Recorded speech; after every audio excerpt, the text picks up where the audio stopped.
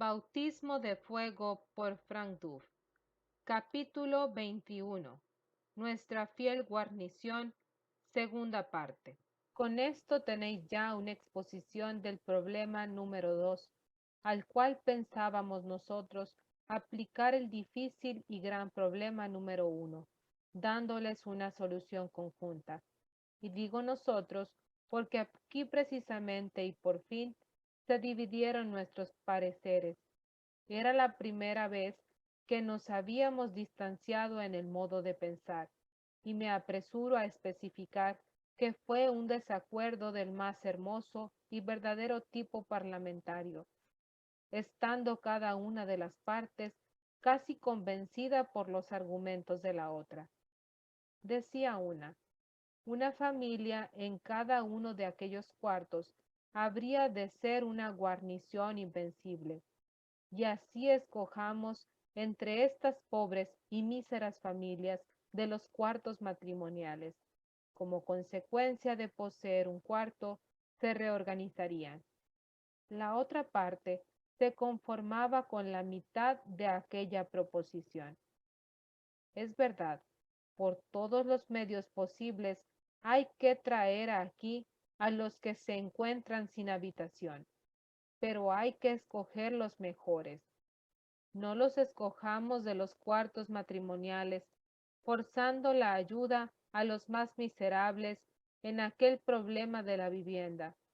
Podemos poner en peligro la solución de nuestro propio problema terrorífico, que es el de salvaguardar el futuro de aquellos cuartos, y así prevenir que aquel distrito vuelva a su antiguo ser.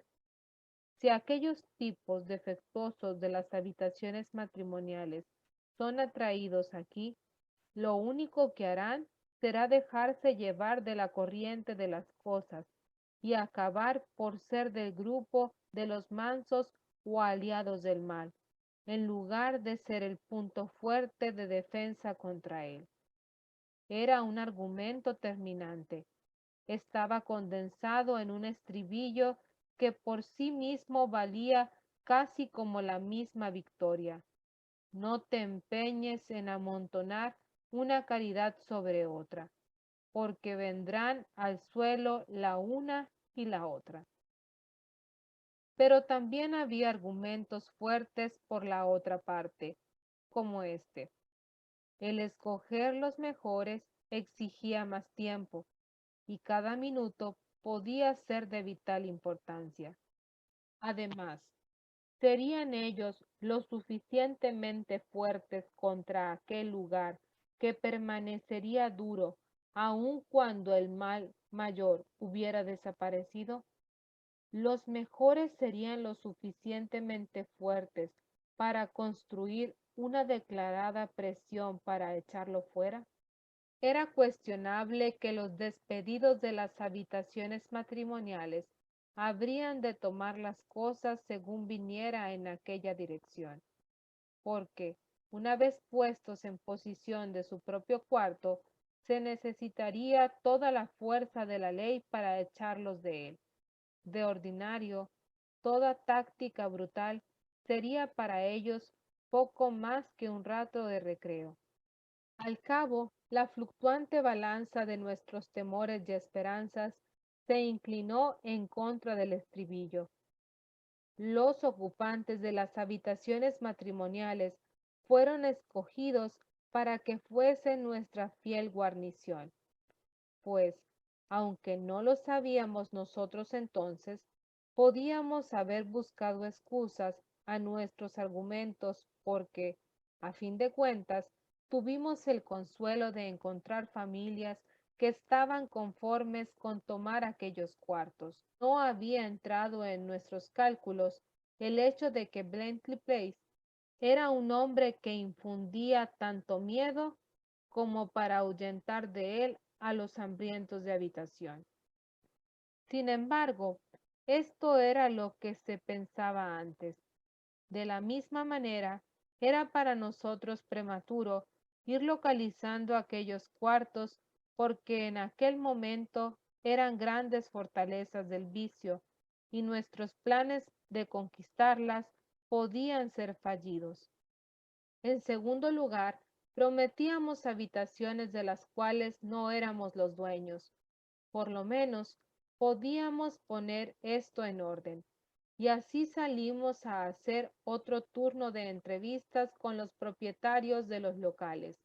Les preguntamos si, en el caso de que los cuartos que poseían vinieran a quedar vacantes como resultado de los acontecimientos que se venían encima, querrían ellos aceptar como rentistas únicamente a personas aprobadas formalmente por nosotros. Aceptaron de buen grado esta proposición nuestra. Esto constituía una adición de poca importancia al pacto que ya habían concluido con nosotros. Luego, enviamos a nuestros legionarios a hacer un gran recorrido por las diversas habitaciones matrimoniales para esparcir la buena noticia de que había una excelente oportunidad de conseguir cuartos a un alquiler bajo en un futuro inmediato.